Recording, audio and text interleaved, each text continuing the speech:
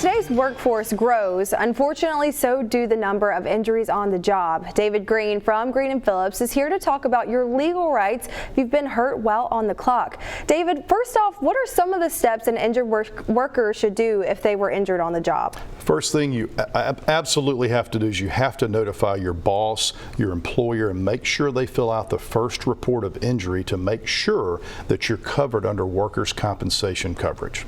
And what can they expect once they tell their employer that they have been injured on the job? Well, a couple of things. You're entitled to certain medical benefits. You're entitled to certain payments. You're entitled to a certain amount of money per week based on your weekly pay. There's a certain percentage, 66 2/3, kind of a formula that you figure out. But there's certain things that you're entitled to. They're going to assign a case manager to you that's going to help you through the process.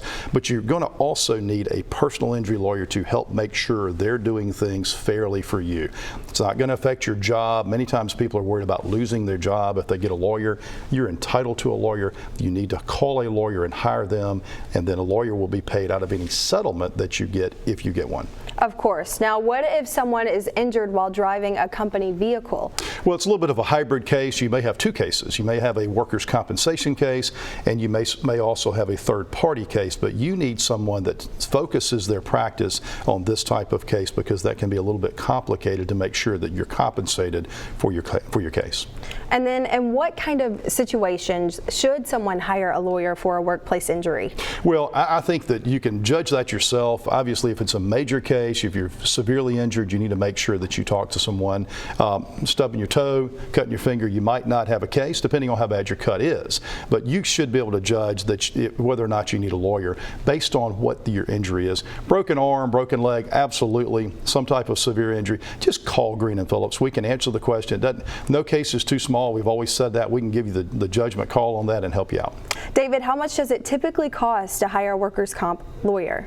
Well, a workers' compensation lawyer will be paid based on statute by the state of Alabama. It's a 15% fee.